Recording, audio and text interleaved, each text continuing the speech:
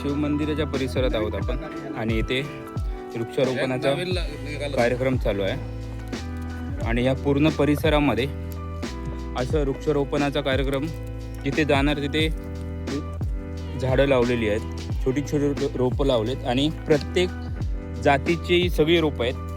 हा खूप मोठा चांगला उपक्रम राबवत आहेत. त्याबद्दल मी माझ्या कोकणातला रवी या यूट्यूब चॅनलच्या माध्यमातून मी त्यांना धन्यवाद देतो.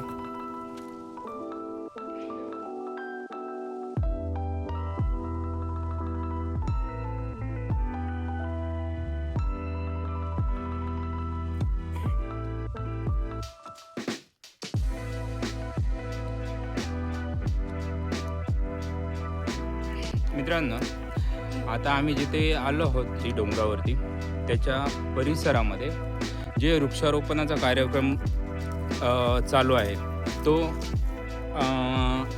पनवेल ट्रेकर्स माननीय नागेश हिरवे यांच्या वतीने हा चालू आहे. तर आपण प्रत्यक्षात आपण नागेश हिरवे या साहेबांची भेट घेऊ आणि त्यांच्या प्रतिक्रिया जाणून घेऊ.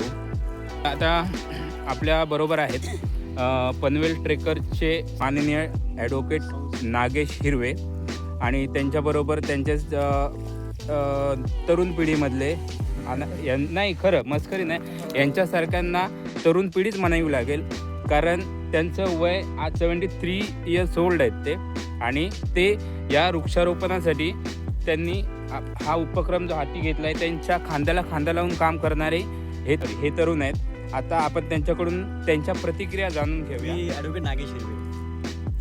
2018मध्ये जेव्हा लॉकडाऊन घोषित झालं, 18-19मध्ये शासनाने लॉकडाऊन घोषित केलं, तेव्हा कुठेही जाण्यास म्हणजे संचारबंदी लागू झाली होती आणि कुठे जाऊ शकत नव्हते कुठलाही व्यक्ती. तर मग अशा वेळेस आमच्या ग्रुपमधले काही लोक एकत्र आले. म्हटलं आपला पनवेल तालुक्यातील आदी डोंगर आहे, तिथे तशी काही बंदी नाही आहे, शुद्ध वातावरण आहे आणि कुठल्या प्रकारे कोरोना विरोधाचा काही संपर्कच नाही. त्यामुळे आपण तिथे जाऊ. मग आम्ही असे एकत्र जोडत गेलो आणि एकाच्या एक दोनाचे दोन असे मल्टिपल संख्येने आमची स्ट्रेंथ वाढत गेली आणि मग उदयास आला पनवेल ट्रॅकर्स. तर साताऱ्याचे एक बोराडे, किसन बोराडे म्हणून army officer, retired army officer, ते आमचे प्रेरणास्थान आपण त्यांना म्हणू शकतो, कारण ते आमच्या आधीपासून 10 वर्षापासून ते इथे येत आहेत आणि त्यांनी खालचे पहिल्या लेवलला जे मोठी झाडं, जे जंगल दिसते आपल्याला आज, ते सर्व त्यांच्याच कार्यातून झालेलं आहे. ह्या डोंगराला हा जो आदी डोंगर आहे, या आदी डोंगराला 4 लेवल आम्ही दिलेले आहेत, म्हणजे पहिला टप्पा, दुसरा टप्पा, तिसरा टप्पा आणि 4था टप्पा. तर पहिला टप्पा थोडा चढायला अवघड आहे, त्याच्यापुढे मग दुसरा टप्पा लगेच येतो आणि मग तिसरा टप्पा खूप छोटा आहे आणि 4था टप्पा हे आपण आता दुसऱ्या टप्प्याच्या उजव्या बाजूला ह्या कोपऱ्यामध्ये जिथे आपलं शिव मंदिर, आमच्या पनवेलचे तक्का गावातील धार्मिक व्यक्ती म्हणू शकतो की रामचंद्र भगत यांच्या सहकार्यातून आणि यांच्या कल्पनेतून हे मंदिर उभं राहिलेलं आहे. आणि मग त्यांच्या सहकार्याने आम्ही आज बऱ्याच प्रकारे वेगवेगळे सण वगैरे आम्ही या मंदिरात साजरे करतो. तर जेव्हा आम्ही डोंगरावर इथे यायला लागलो कोरोनाच्या काळात, तेव्हा किसन बोराडेने बघितलं तर आम्ही त्यांच्या कार्यात सहभागी झालो आणि मग आम्हाला एक ओढ निर्माण झाली डोंगरावर कंटिन्यू यायची. मग त्यानंतर आम्ही कंटिन्यू यायला सुरुवात केली. लोक मित्र जोडत गेली या निसर्गाच्या कार्यात आणि अशा प्रकारे पहिली लेवल पूर्ण वदनाच्छादित झाल्यानंतर आम्ही दुसऱ्या लेवलकडे मोर्चा वळवला. दुसऱ्या लेवलला मोठ्या प्रमाणात एक 3 वर्षापूर्वी पूर्ण कुटुंब, त्यांची फॅमिली, आमची मुलं बाळं सगळ्यांनी येऊन आम्ही जवळजवळ तिथे 1000च्या वर झाडं लावली. आपला रेशो बघतात तर एक 30%-40% झाडं जगतात असा आपला अंदाज आहे, पण आम्ही बऱ्यापैकी ते वाढवण्याचा प्रयत्न केला आणि करतोय. डोंगरावरती 2 पाणवठे आहेत, एक इथून 1-1.5 किलोमीटर अंतरावरती एक आहे आणि एक हा पाणवठा एक आहे, मंदिराच्या बाजूला आहे. तर हे 2 पाणवठे जे आदी डोंगरावर निसर्गतःच तयार आहेत, म्हणजे त्या पाणवठ्यामध्ये जे पाणी साचतं त्या साचलेल्या पाण्याचा वापर करून आम्ही कॅनमधून आम्ही लावलेल्या झाडांना आम्ही पाणी घालतो. पण झालं काय, गेल्या 2-3 वर्षांमध्ये मोठ्या प्रमाणात बाष्पीभवन होत आहे आणि या बाष्पीभवनामुळे पाणी म्हणजे जे पूर्वी आम्हाला पावसाळा सुरू होईपर्यंत पुरायचं, म्हणजे त्या पाणवठ्यामध्ये राहायचं, ते आता उडून जायला लागले, कमी व्हायला लागले. हे 2-4 वर्षापूर्वी तर आम्हाला ते एप्रिलच्या एंडलाच पाणी संपलं होतं. मग मेचा तर महिना असंच गेला. मग डोंगरात जिथून पाण्याचा उगम होतो तिथपर्यंत शोधून जाऊन कुठे पाणी आहे का, मध्ये जमीन खरडून आणि ते पाणी भरून आम्ही टाकण्याचा प्रयत्न केला. मग आम्ही ठरवलं की ह्याच्यावरती काहीतरी तोडगा पाहिजे. म्हणून मग त्याप्रमाणे आम्ही सगळ्यांनी ठरवून मिटिंग घेतली. आमचे बोराडे सर, अविनाश मीन, अतुल पोजदार, राहुल कुरील, आशिष कुरील, मी स्वतः नागेश हिरवे, त्या व्यतिरिक्त वाघमारे साहेब आहेत. असे बऱ्याच लोकांची नावं आता घेऊ शकत नाही, म्हणजे लक्षात नाही आहेत. परंतु ह्या सगळ्यांच्या सहकार्यातून आणि सगळ्यांच्या जिद्दीतून ह्या दोनही पाणवठ्यावरती धरण बांधण्याचं काम आम्ही हाती घेतलं. जनतेला आव्हान केलं, निसर्गप्रेमींना आव्हान केलं की मोठ्या प्रमाणात आर्थिक मदतीची गरज होती. कारण यापूर्वी आम्ही कच्चे बंधारे बांधायचो, परंतु ते पावसाळ्यात वाहून जायचे. मग आता काय ते जालीम तोडगा निघाला पाहिजे या समस्येवर, म्हणून आम्ही यावर्षी कॉन्ट्रीब्युशन जनसहभागातून हे पक्क धरण बांधण्याचं ठरवलं. त्याप्रमाणे इंजिनिअरिंग वर्क केलं. आमच्यामध्ये एक इंजिनियर देखील आहेत, सिडकोचे इंजिनियर देखील आम्हाला मदत करतात.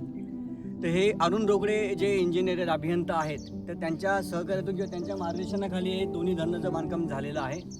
आणि आज आपण बघू शकता की मोठ्या प्रमाणात पाण्याचा साठा आता तिथे जमा होत आहे. आणि आम्हाला असं वाटत नाही की आता आम्हाला पावसाळा येईपर्यंत पाण्याची कमतरता पडेल. मोठ्या प्रमाणात ड्रम्स, कॅन वगैरे पण आणलेले आहेत. जे काही निसर्गप्रेमी आदी डोंगरावर येतात त्यांनी आवर्जून कॅन घेऊन पाणी भरून दिसेल त्या झाडांना तुम्ही घालण्याचा प्रयत्न करा. आणि ह्या आदैला आदी डोंगराला वनाच्छेदित करण्याचा आपण प्रयत्न करूयात. धन्यवाद. आपल्यासमोर माननीय विनायक पाटील साहेब पण आपले प्रतिक्रिया व्यक्त करतील. नमस्कार. तसं पाहिलं तर मी म्हणजे नवीनच आहे, ते 3-4 वर्षापासून मी याला सुरुवात झाली इथे. मला कोणतरी पनवेलचे आमचे फिरणारे म्हणते, ते बोलले असे आदैला असा उपक्रम आहे. आणि मला तर पहिल्यापासून निसर्गाची खूप आवड आहे.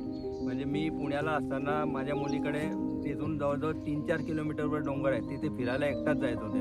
पण ती आवड निर्माण झाली आणि वृक्षारोपण करता हे पण कळलं. मग हळूहळू हिरवे साहेब, आपले नागेश साहेब, आपले मिलिटरीवाले बोराडे साहेब, ढेबे साहेब यांच्याशी ओळख झाली. त्यांनी आम्ही एवढं वयस्कर आम्हाला सामावून घेतलं. हे त्यांचे आम्ही आभारीच आहे. तसं पाहतं त्यांना काही असं वाटत नाही की हे जेडा वगैरे करतात, आम्ही त्यांच्यावर सहभाग होतो.